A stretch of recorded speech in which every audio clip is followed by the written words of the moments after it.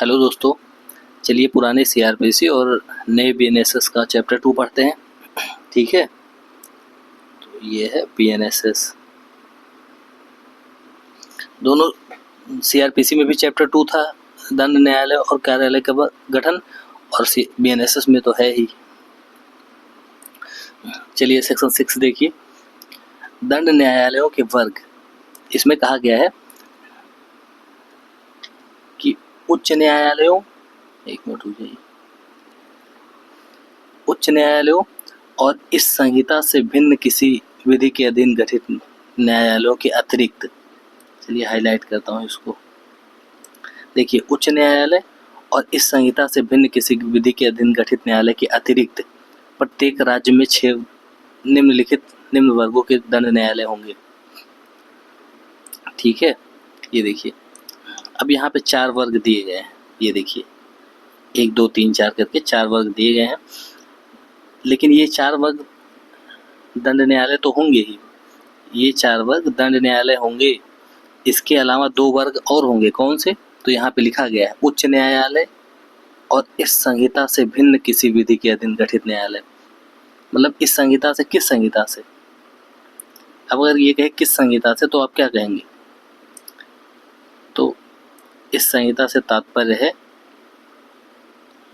BNSS. ठीक है, BNSS से भिन्न किसी विधि के अधीन गठित न्यायालय।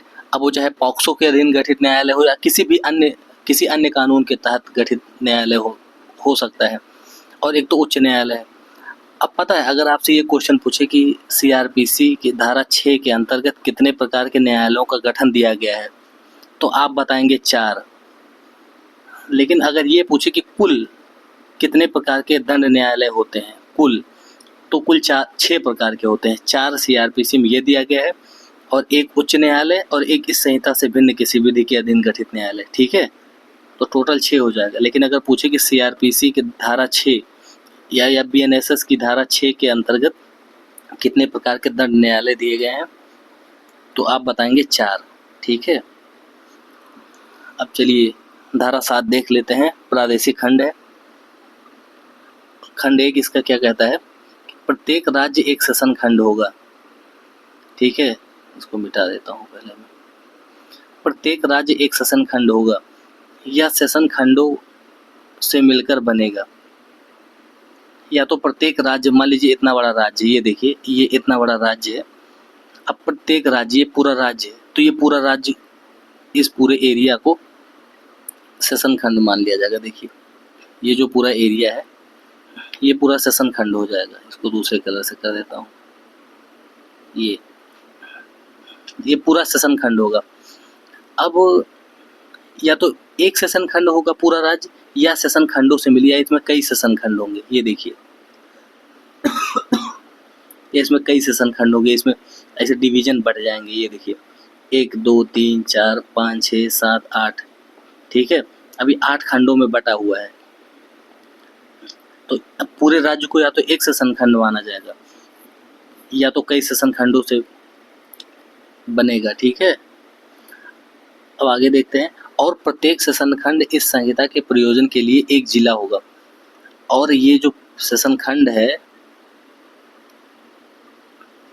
ये वाला, ये सब, ये देखिए, ये एक सेशन खंड जो है, इसको पहले थोड़ा सा मिटा देता हूँ ना, तब समझ में आएगा। ये जो पूरा सेशन खंड है, ये मिला के, ठीक है, ये एक जिला होगा, या जिलों से मिलकर बनेगा, या एक सेशन खंड में कई जिले होंगे। ऐसा भी हो सकता है। ये भी आगे एकदम स्पष्ट लिखा गया है कि एक सेशन खंड में कई जिले हो सकते हैं। ठीक है, एक सेशन खंड में या तो कई जिले होंगे या एक ही जिला होगा। खंड 1 यही कहता है कि प्रत्येक राज्य एक सेशन खंड होगा, या सेशन खंडों से मिलकर बनेगा। या तो पूरा राज्य एक खंड होगा, या तो कई सेशन खंडों से मिलकर बनेगा। और इस संहिता के प्रयोजन के लिए सेशन खंड एक जिला होगा, यानी एक सेशन खंड एक जिला होगा, या जिलों से मिलकर, या एक सेशन खंड में कई जिले हो सकते हैं। ठीक है, अब नहीं समझ में आया होगा तो चलिए मैं आपको बाद में भी समझा दूंगा चार्ट बना के। अब खंड 2 देखिए, राज्य सरकार उच्च न्यायालय के परामर्श के पश्चात ऐसे खंडों और जिलों की संख्याओं या सीमाओं में परिवर्तन कर सकेगी। चलिए इसको चार्ट में ही समझा देता हूँ। देखिए, ये मान लीजिए कि इतना बड़ा, इसको थोड़ा और बड़ा कर लेता हूँ। हाँ, इतना बड़ा मान लीजिए स्टेट है, ठीक है। अब इसमें कई सेशन खंड होंगे। ये सेशन खंड मान लीजिए आप, एक सेशन खंड, दो, दूसरा, तीसरा, चौथा, पांचवा, छठवां। ये मान लीजिए एक राज्य है और उसमें 6 सेशन खंड हैं।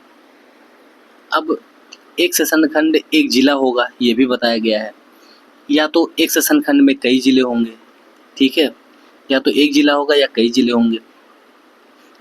अब मान लीजिए इसमें कई जिले हों। देखिए, इसको मैं थोड़ा सा मिटा देता हूँ। अब मान लीजिए ये एक पूरा सेशन खंड है, ये वाला। अब इसमें मान लीजिए कई जिले हैं। मान लीजिए एक सेशन खंड में 4 जिले हैं, तो राज्य इस सीमाओं को बढ़ा भी सकता है, ये जिलों की संख्या सीमाओं को बढ़ा भी सकता है और घटा भी सकता है। मान लीजिए ये कोई सीमा इतना बड़ा हो जाए, मैं बताता हूँ, क्योंकि मान लीजिए किसी सीमा को इतना बड़ा कर दिया गया और किसी सीमा को छोटा सा कर दिया गया, और बाकी को ये पूरा एक स्टेट हो गया, ये दूसरा स्टेट हो गया, ये तीसरा स्टेट हो गया, ठीक है। एक जिला छोटा कर दिया, एक जिला बहुत बड़ा कर दिया, ये देखिए इतना बड़ा। अब ये वाला इतना कर दिया। चलिए मैं कलर अलग अलग चेंज करके बता देता हूँ, नहीं तो आप कहेंगे समझ में नहीं आया। ये देखिए 4 हैं। अब राज्य सरकार इसकी सीमाओं में परिवर्तन कर सकेगा। से तात्पर्य है कि कोई भी जिला, चाहे राज्य सरकार चाहे तो उसको बड़ा कर दे। देखिए एक इतना बड़ा कर दिया, दूसरा इतना बड़ा कर दिया और तीसरा इतना बड़ा कर दिया। अब मैं इसको पूरे कलर से कलर कर दे रहा हूँ। देखिए एक जिला इतना बड़ा कर दिया, ठीक है, और दूसरा जिला इतना बड़ा कर दिया, ठीक है, और तीसरा जिला मैं काले से कर दे रहा हूँ, ये देखिए इतना बड़ा कर दिया। तो राज्य सरकार चाहे तो ऐसा कर सकता है, किसी जिले को बड़ा कर दे, किसी को छोटा कर दे, किसी को सबसे छोटा कर दे, या उनकी सीमाओं में परिवर्तन कर दे, जो बड़ा है उसको छोटा कर दे, छोटा है बड़ा कर दे। राज्य सरकार अगर ऐसा चाहे तो कर सकती है, ठीक है। अब आइए मेन टॉपिक पे। ये तो हो गया पहला और दूसरा, लेकिन ऐसा कर कब सकेगी कि जिलों की संख्या और सीमा में परिवर्तन कब कर सकेगी? जब उच्च न्यायालय के परामर्श ले ले उसके पश्चात। बिना उच्च न्यायालय का परामर्श लिए वो नहीं कर सकती ऐसा, ठीक है।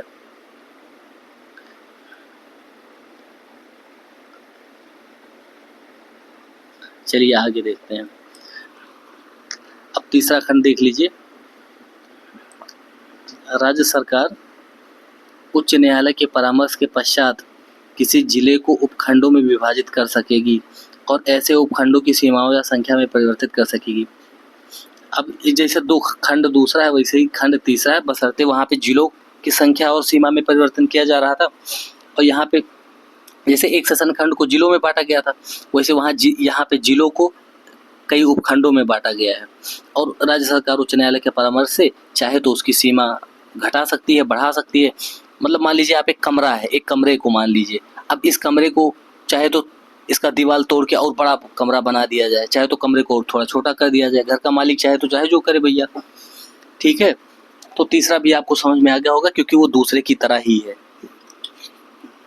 अब चौथा खंड देख लीजिए। किसी राज्य में इस संहिता के प्रारंभ के समय विद्यमान सेशन खंड और जिले और उपखंड इस धारा के अधीन बनाए गए समझे जाएंगे।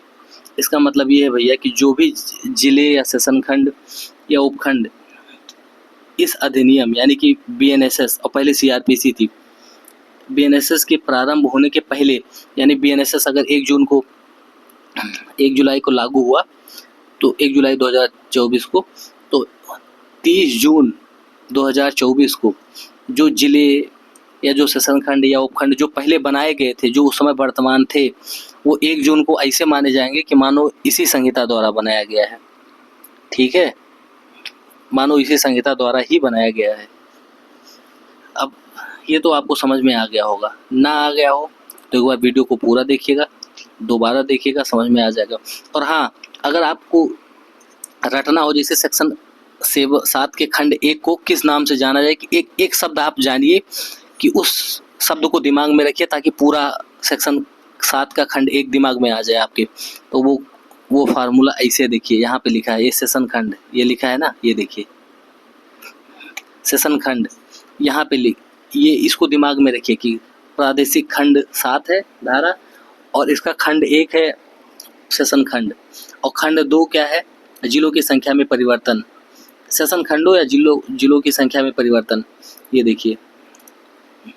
अब खंड 3 क्या है, यहाँ पे देखिए खंड 3, तीसरा क्या है कि जिले का उपखंड में विभाजन। यहाँ पे सेशन खंडों या जिलों की संख्या में परिवर्तन हो रहा था, यहाँ जिलों का उपखंडों में विभाजन हो रहा है। और चौथे पॉइंट को आप देखेंगे, इस संहिता के पूर्व के जिले।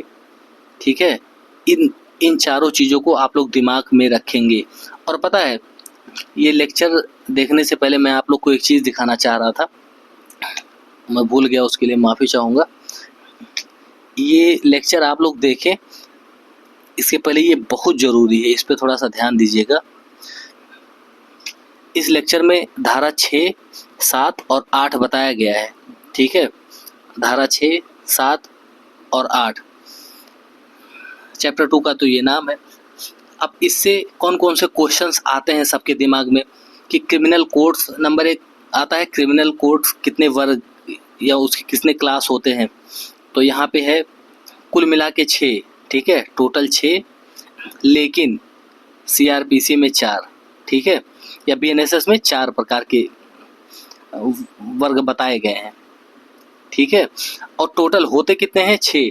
अब 6 कैसे होते हैं, क्योंकि एक तो उच्च न्यायालय का गठन होता है, वो संवैधानिक न्यायालय है, और अन्य विधि के अधीन गठित न्यायालय, तो उन दोनों को मिला के 6 हो जाते हैं, और वैसे 4 हैं।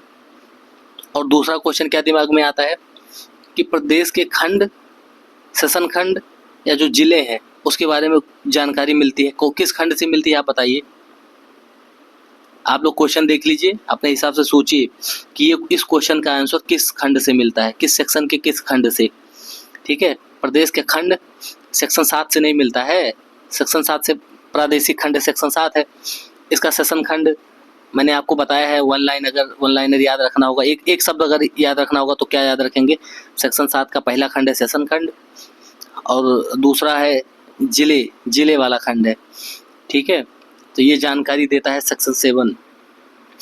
अब ये तीसरा पॉइंट देख लीजिए, सेशन खंडों और जिलों की संख्याओं में परिवर्तन। अब ये परिवर्तन कौन कर सकेगा, राज्य सरकार कर सकेगा, किसके परामर्श से, उच्च न्यायालय के परामर्श से। ठीक है, ये इस क्वेश्चन का सॉल्यूशन आप लोग जान ही रहे होंगे।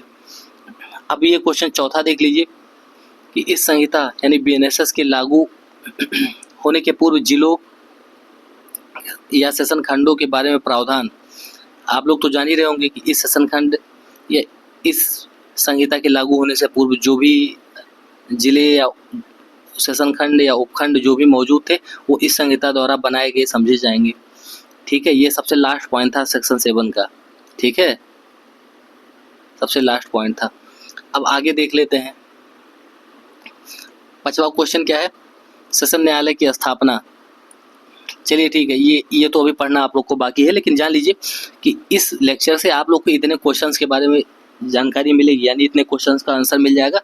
और ये बहुत इंपॉर्टेंट है भैया, पॉइंटर्स हैं, ये जान लीजिए, ये आपको दिमाग में रखने ही होंगे। सेशन में मैं थोड़ा सा इसको ऐसे करके दिखा देता हूँ कि कुल मिला के मैंने 12 पॉइंट्स बनाए हैं। ये देखिए, मैंने 12 पॉइंट्स बनाए हैं, और 12 पॉइंट्स अगर आप लोग रट लिए ना, तो इस लेक्चर में जो भी है सेक्शन 6, 7, 8 के सारे क्वेश्चंस, सारे आंसर्स आपके दिमाग में होंगे। अब देखिए सेक्शन ये किस सेक्शन का पार्ट है, इस क्वेश्चन का आंसर किस सेक्शन में है, आप लोग बताइएगा कमेंट करके। सेशन न्यायालय की स्थापना किस सेक्शन से इसकी जानकारी मिलती है बताइए। सेशन न्यायालय की स्थापना कौन सा सेक्शन बता रहा है, और सेशन जज की नियुक्ति किस सेक्शन में है। इस लेक्चर से ही आपको पता लग जाएगा, वीडियो देखते रहिएगा। सेशन जज की नियुक्ति है, ठीक है, इसके बारे में जानकारी मिलेगी। फिर उसके बाद एडीजे की नियुक्ति है, ठीक है, बहुत इंपॉर्टेंट। अरे यार ये भैया बहुत इंपॉर्टेंट है, आप लोग देखते रहिएगा, इसके बाद देखते रहिए। एडीजे की नियुक्ति हो गई। अब है सेशन खंड के सेशन जज को दूसरे खंड का एडीजे बनाया जाना। इस क्वेश्चन का आंसर मिलेगा भैया, ठीक है, कि एक सेशन खंड के जज को, मतलब सेशन जज को, जो प्रधान जज, प्रधान न्यायाधीश पीठासीन होता है, उसके उस जज को दूसरे सेशन खंड का एडीजे बनाया जाना और उसकी शक्तियां दी जानी। तो राज्य सरकार ऐसा कर सकेगा, ठीक है। अब क्वेश्चन नंबर अगला देख लीजिए 9। अर्जेंट मामलों में निपटारा। मान लीजिए किसी कोर्ट में अर्जेंट मामला आ जाए और वहाँ पर जज ही ना हो, ठीक है, तो वो उसका निपटारा कैसे होगा। अब 10वां देख लीजिए सेशन न्यायालय के बैठक के बारे में प्रावधान, कि सेशन न्यायालय कहाँ अपना बैठक करेगा, कैसा, किस स्थान पे करेगा, किसके निर्देश पे करेगा। तो यह है हाई कोर्ट के निर्देश पे करेगा और उस स्थान पे जहाँ हाई कोर्ट चाहे, ठीक है। अब देख लीजिए 11वां पॉइंट, सेशन जज द्वारा एडीजे लोगों में कार्यों के वितरण संबंधी आदेश, मतलब सेशन जज जो है पीठासीन अधिकारी सेशन न्यायालय का, वो एडीजे यानी अपर जिला न्यायाधीशों में कार्यों का वितरण कर सकेगा, उस ऐसा कार्यों के वितरण संबंधी निर्देश दे सकेगा, आदेश दे सकेगा या नियम बना सकेगा। इस क्वेश्चन की जानकारी अभी देखिए, आंसर सबका आगे है। अब 12वां क्वेश्चन देख लीजिए, सेशन जज की अनुपस्थिति या कार्य करने में असमर्थता की दशा में क्या प्रावधान है। तो क्या इसके बारे में राज्य सरकार कुछ नियम बनाएगा, कि हाई कोर्ट कुछ नियम बनाएगा, कि ये सेशन जज खुद ही कोई प्रावधान करके जाएगा कि भैया मैं ना रहूँगा तो आप देख लेना, ठीक है। तो ये सब रहे क्वेश्चन। चलिए आगे देखते हैं, इसका आंसर अभी मिल जाएगा आपको। अब सेशन न्यायालय देख लीजिए, इसकी स्थापना मैंने वहाँ पे क्वेश्चन में लिखा था, तो पहले ही खंड में मिल गई इसकी। सेक्शन 8 देखिए, राज्य सरकार प्रत्येक सेशन खंड के लिए एक सेशन न्यायालय स्थापित करेगा। कौन स्थापित करेगा सेशन न्यायालय, तो राज्य सरकार करेगा, ठीक है, राज्य सरकार करेगा। अब खंड दूसरा देख लीजिए, प्रत्येक सेशन न्यायालय में एक न्यायाधीश पीठासीन होगा।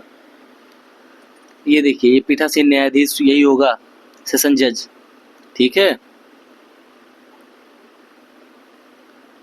सेशन जज। भैया राइटिंग पे ध्यान मत दीजिएगा, राइटिंग थोड़ी अच्छी है, पर यार ये जुगाड़ू वाला पेन है तो इसमें इसे सही चल नहीं पा रहा है। चलिए ठीक है, आगे देखिए। अब इसको किस पॉइंट से, सेक्शन 8 के पहले खंड को किस नाम से याद रखेंगे, तो इस नाम से याद रखेंगे। देखिए, सेशन न्यायालय की स्थापना के नाम से, ठीक है।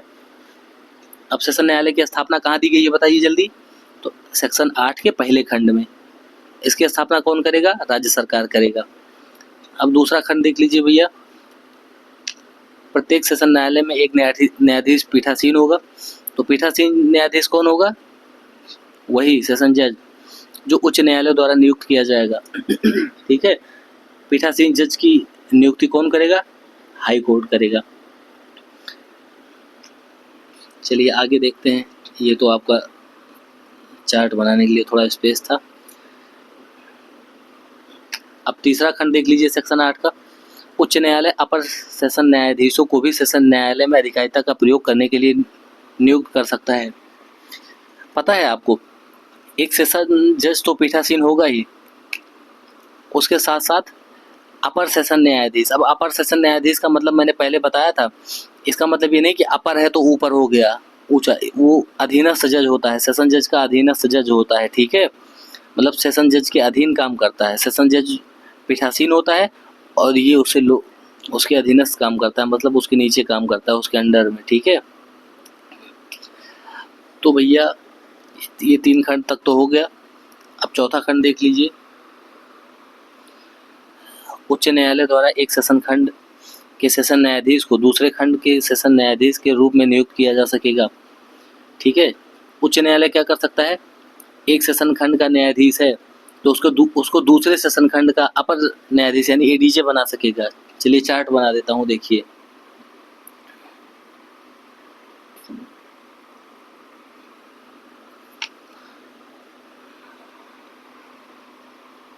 देखिए ये तो मान लीजिए एक जिला हो गया, ठीक है, ये मान लीजिए एक जिला हो गया, इसमें 2 जज बैठे हैं, एक तो पीठासीन होगा, वो तो मुस्कुराएगा बैठ के भैया, ठीक है, ये पीठासीन होगा भैया, और ये बैठा होगा कुर्सी पे बढ़िया ठाठ के साथ। इसकी नियुक्ति कौन करेगा? सेशन न्यायाधीश की नियुक्ति कौन करता है? चलिए कमेंट में बताइएगा जल्दी।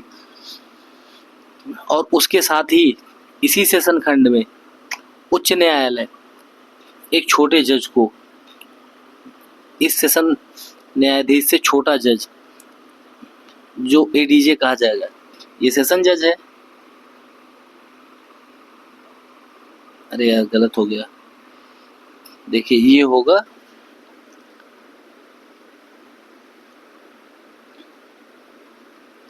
सेशन जज, ठीक है, ये, और ये कौन होगा? ये भैया एडीजे होगा, ठीक है, एडिशनल डिस्ट्रिक्ट मजिस्ट्रेट, यानी कि अपर जज, अपर, ठीक है। तो उच्च न्यायालय इसकी नियुक्ति कर सकेगा, कुछ शक्तियां भी दे सकेगा। अब देखिए चौथा खंड देख लीजिए, एक सेशन खंड के न्यायाधीश को दूसरे सेशन खंड का अपर न्यायाधीश बना सकेगा, और ऐसी दशा में वह मामलों को निपटारा करने के लिए दूसरे खंडों के ऐसे स्थानों में बैठक कर सकेगा जो उच्च न्यायालय निर्देश दे। इसके बारे में भी एक चार्ट बना देता हूँ। अरे यार देखिए, मान लीजिए 2 सेशन खंड है, ठीक है, अब यहाँ पे पीठासीन साहब बैठे हैं, जज साहब मुस्कुराते हुए। अब दूसरा सेशन खंड है, इस सेशन खंड के बड़े जज को, यानी कि पीठासीन जज जो होते हैं सेशन जज, वो इस सेशन खंड के छोटे जज बना, इस सेशन खंड का जो बड़ा जज हो सके है उसको इस खंड सेशन खंड का छोटा जज बनाया जा सकेगा, ठीक है।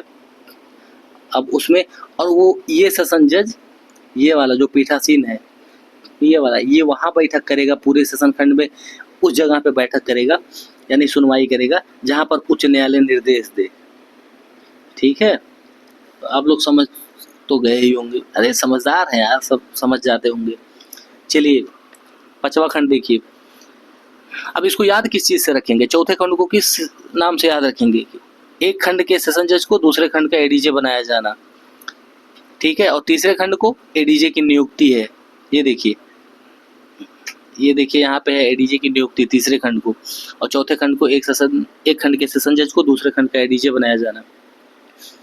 अब 5वां खंड, मैंने कहा था ना अर्जेंट मामले आ जाने पर क्या होगा, तो जब किसी सेशन जज का पद रिक्त होता है, वहाँ उच्च न्यायालय किसी अति आवश्यक आवेदन के जो सेशन न्यायालय के समक्ष किया जाता है या लंबित है, मान लीजिए कोई आवेदन जो बहुत महत्वपूर्ण है वो लंबित है किसी कोर्ट में, और जिस कोर्ट में लंबित है उसका जज गायब हो गया, गायब हो गया तो मतलब उसकी कुर्सी खाली हो गई, वो चाहे उसकी मृत्यु हो गई या पद त्याग हो गया या कुछ भी हो गया, अगर उसका सीट खाली है, तो अगर इस कोर्ट में कोई अति आवश्यक मामला लंबित है, चाहे लंबित ना है, आ गया, फाइल हो गया कोई भी मामला, तो इसके निपटारे के लिए, इस आवेदन के निपटारे के लिए, जो कि बहुत अर्जेंट मामला है, इस अर्जेंट मामले के निपटारे के लिए उच्च न्यायालय किसी अपर सेशन न्यायाधीश द्वारा, या अपर सेशन न्यायाधीश नहीं है तो मुख्य न्यायिक मजिस्ट्रेट द्वारा, चाहे तो एडीजे द्वारा, या एडीजे अगर नहीं है तो सीजेएम द्वारा, चीफ जुडिशियल मजिस्ट्रेट द्वारा, ठीक है, इस अर्जेंट मामले को निपटाने की व्यवस्था कर सकेगा। समझ में आया? मान लीजिए कोई कोर्ट है, उस कोर्ट में कोई बहुत इम्पोर्टेंट केस आ गया और जज गायब हो गए हैं, तो उस अर्जेंट आवेदन को, उस मामले को निपटाने के लिए किसी एडीजे को नियुक्त कर सकेगा हाई कोर्ट, या अगर मान लीजिए हाई एडीजे भी नहीं है, मतलब बड़ा जज भी नहीं है, उससे छोटा जज नहीं है, तो चीफ जुडिशियल मजिस्ट्रेट को ऐसा शक्ति दे सकेगा कि वो अर्जेंट मामला निपटा सके, ठीक है। अब 6वां खंड देख लीजिए, सामान्यतया सेशन न्यायालय अपनी बैठक ऐसे स्थान पर करेगा जो उच्च न्यायालय अधिसूचना द्वारा निर्दिष्ट करे, किंतु यदि विशेष मामले में सेशन न्यायालय की यह राय है कि सेशन खंड के किसी अन्य स्थान में बैठक करने से पक्षकारों और साक्षियों की सुविधा होगी, तो वह अभियोजन और अभियुक्त की सहमति से। अब अभियोजन कौन है? जो केस फाइल करता है, जो आरोप लगाता है, और अभियुक्त कौन है? जिसके ऊपर आरोप लगाया जाता है।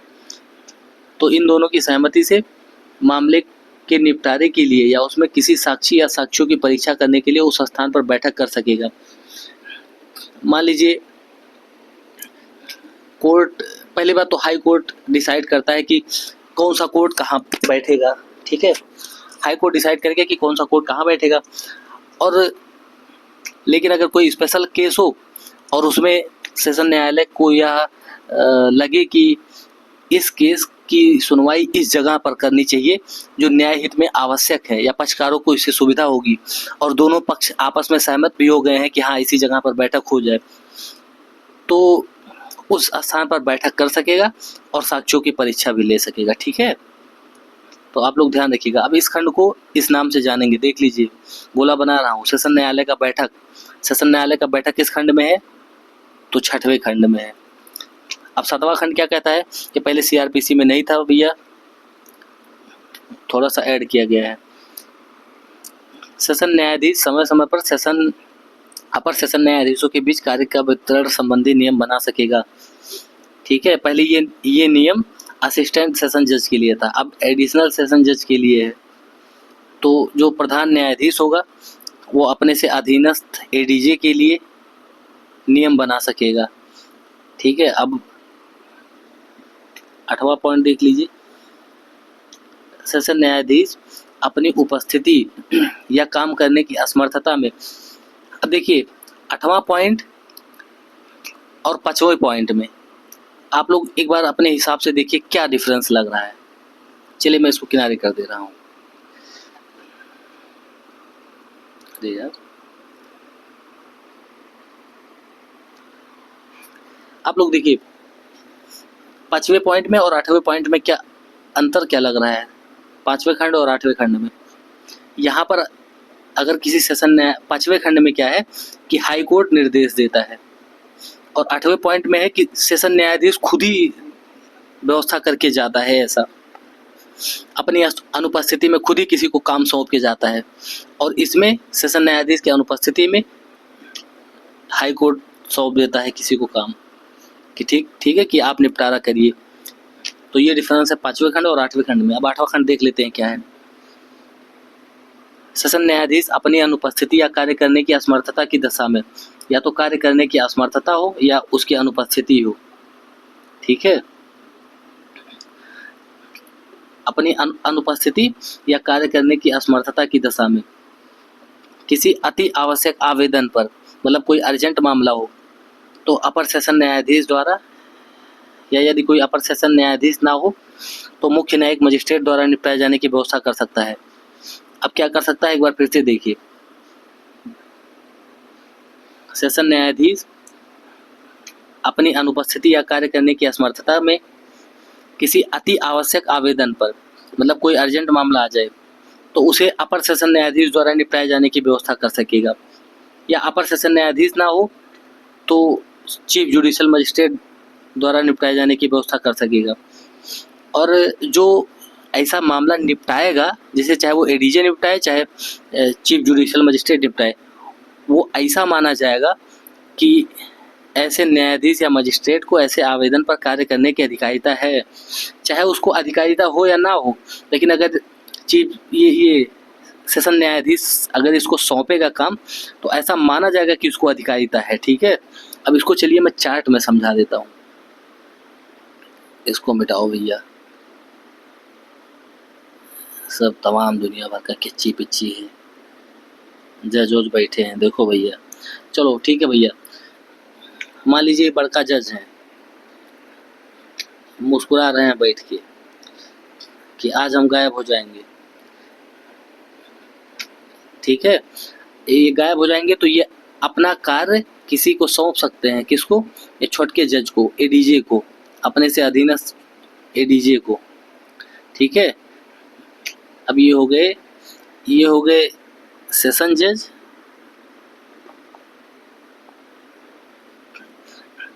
ये हो गए एडीजे, ठीक है। अब अगर मान लीजिए ये भी नहीं है, अगर एडीजे साहब भी नहीं है, तो ये अपने से भी छोट के जज को देंगे, जो चीफ जुडिशियल मजिस्ट्रेट कहा जाता है, ठीक है। ये बेचारा कहीं कोने में बैठा होगा, सीजेएम, इसको देंगे कि केस निपटाओ भैया, ठीक है। अगर मान लीजिए ये अनुपस्थित है, कौन अनुपस्थित है, ये अगर मान लीजिए नहीं है, अरे यार, ये अगर मान लीजिए नहीं है, तो एडीजे साहब को देंगे केस अपना, ये देखिए।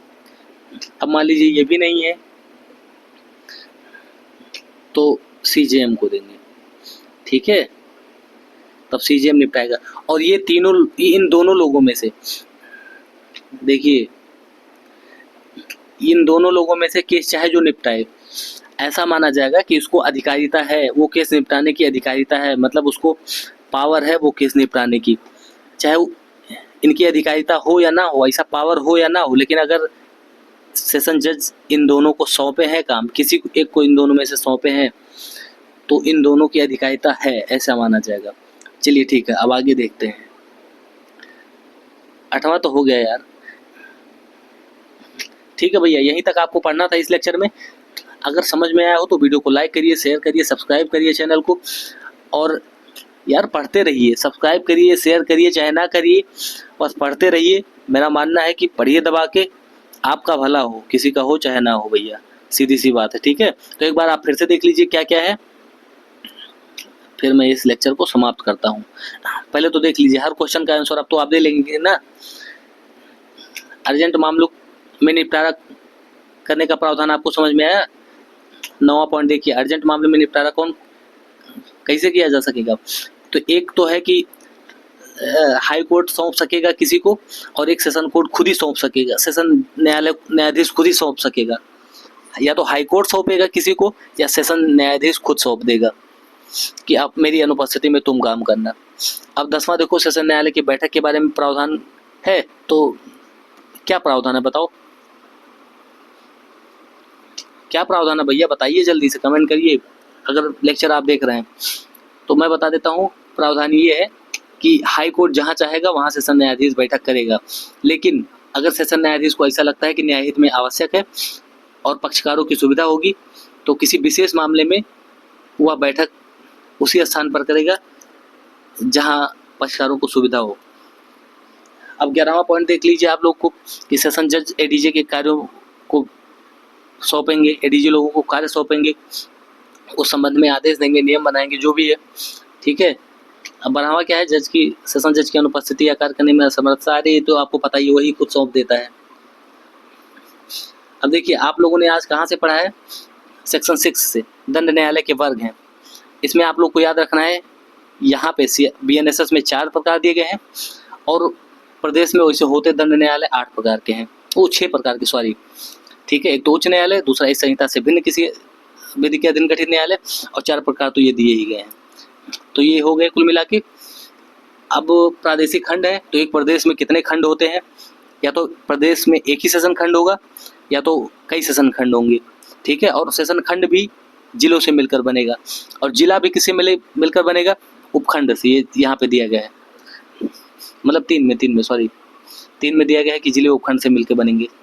और 4 में क्या दिया गया है, 4 में कि इस संहिता से पहले जो भी जिले, सेशन खंड या उपखंड थे, वो इस संहिता द्वारा बनाए गए समझे जाएंगे। अब सेशन न्यायालय 8 में है, सेक्शन 8 में आप देख लीजिए, सेशन न्यायालय की स्थापना राज्य सरकार करेगा, और दूसरा खंड में है कि इसका एक न्यायाधीश पीठासीन होगा, जिसकी नियुक्ति उच्च न्यायालय करेगा।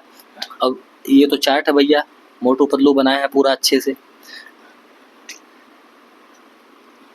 अब देखिए, तीसरे में तो आपको पता ही होगा, अपर सेशन न्यायाधीशों की नियुक्ति है। ये यहाँ पे देखिए, एक सेशन खंड के न्यायाधीश को दूसरे सेशन खंड का अपर न्यायाधीश बनाया जा सकेगा, ठीक है। ये आप लोग को पता है। फिर अर्जेंट मामले में क्या प्रावधान है, अर्जेंट मामले में किसी को सौंपा जाएगा केस, ठीक है। 6वां खंड देख लीजिए, सेशन न्यायालय की बैठक कहाँ है, इसमें ये प्रावधान है, ठीक है। 6वें में कि सेशन न्यायालय का बैठक कहाँ होगा। 7वें खंड में ये है कि कलर चेंज कर दो भैया, कन्फ्यूज आ जाओगे आप लोग, ठीक है। अब 7वें खंड में है कि एडीजे के बीच में कार्य वितरण का आदेश दे सकेगा। और 8वां खंड क्या है कि सेशन न्यायाधीश अपनी अनुपस्थिति में कार्य किसे सौंपेगा। तो किसे सौंपेगा आप लोग बताइए, या तो एडीजे को सौंपेगा या तो चीफ जुडिशियल मजिस्ट्रेट को सौंपेगा, ठीक है। तो यही तक थी भैया लेक्चर। अगर आपको लेक्चर पसंद आया हो तो आप अपने हिसाब से दोबारा देख सकते हैं, समझ में नहीं आया हो तो फिर दोबारा देखिए, जब तक समझ में ना आए तब तक देखते रहिए। अपना ख्याल रखिए, पढ़ते लिखते रहिए, स्वास्थ्य का स्पेशल ख्याल रखिए, अपना और अपनों का दोनों का ख्याल रखिए। देश को आगे ले जाने में, देश की तरक्की में अपना योगदान दीजिए।